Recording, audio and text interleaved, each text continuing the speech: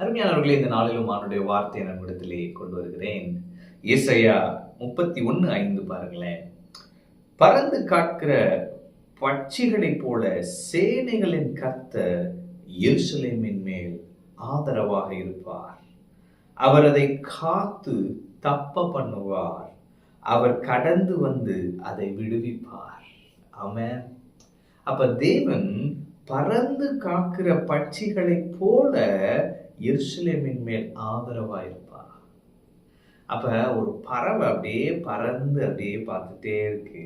தன்னுடைய பட்சி, தன்னுடைய நெஸ்ட் அதை பார்த்துட்டே இருக்கு. அதை எப்படி பாதுகாக்குது, அதுக்கு எப்படி ஆதரவா இருக்கு, அது போல கர்த்தர் உங்கள் மேல் ஆதரவா இருப்பார். ஆமென். அப்ப கர்த்தர் இன்று உங்களுக்கு ஆதரவா இருக்கிறார். அவர் உங்கள் ஆதரவா இருக்கிறபடியால் நீங்கள் ஒன்றுக்கும் கவலைப்பட வேண்டிய அவசியம் இல்லை. ஆமென். எனக்கு ஆதரவே இல்லைங்க, எனக்கு யாருமே இல்லை அப்படி நீங்க நினைக்காதீங்க. கர்த்தர் உங்கள் மேல் ஆதரவாக இருப்பார். ஆமென். அடுத்து அவர் அதை காத்து தப்ப பண்ணுவார்.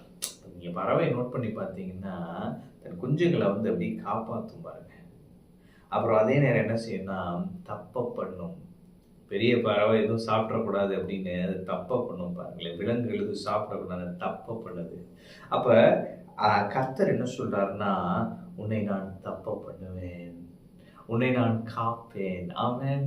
அப்ப சில பிரச்சனைகளுக்கு கர்த்தர் உங்களை விலக்கி காப்பார். தமது சிறகுகளினாலே உங்களை மூடி மறைத்து உங்களை பாதுகாக்கிற கர்த்தர் இவர். அப்போ உங்களுக்கு ஆதரவாக இந்த கர்த்தர் இருக்கிறார் என்பதை நீங்க புரிந்து கொள்ளுங்க. அதே நேரம் உங்களை பாதுகாக்கிறவராய் உங்களோடு இருக்கிறார். ஆமென். சில பிரச்சனைகளுக்கு நீங்கள் தப்புவிக்கப்படுவீர்கள். சில பிரச்சனை அப்படியே வருது, உங்களை விழுங்க. சில பேர் உங்களுக்கு விரோதமா எழும்பி வராங்க, அது உங்களுக்கே தெரியுது. ஆனா புரிஞ்சுக்கோங்க, கர்த்தர் உங்களை காக்கிற தேவன். உங்களை காத்து தப்ப பண்ணுவார். ஆமென். அப்போ உங்களுக்கு ஆதரவாக இன்று கர்த்தர் இருப்பார். அதே நேரத்தில் உங்களை காத்து தப்ப பண்ணுவார். அதுபோல அவர் கடந்து வந்து அதை விடுவிப்பார். ஆமென். நீங்க எந்த காரியத்துல விடுதலை வேணும்னு அப்படியே உட்கார்ந்துருக்கிறீங்க, கர்த்தர் இன்று உங்களை விடுவிப்பார். ஆமென்.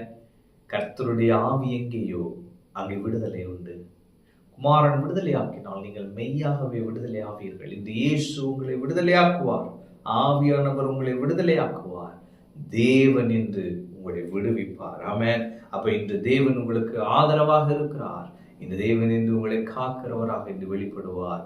உங்களை காத்து தப்புவிப்பார். அதே நேரத்தில் உங்களை விடுவிப்பார். நீங்கள் விடுவிக்கப்படுவீர்கள். நிரந்தரமான விடுதலையை இயேசு மட்டுமே கொடுக்க முடியும். இன்று உங்களுக்கு ஒரு நிரந்தர விடுதலை. ஆமென்.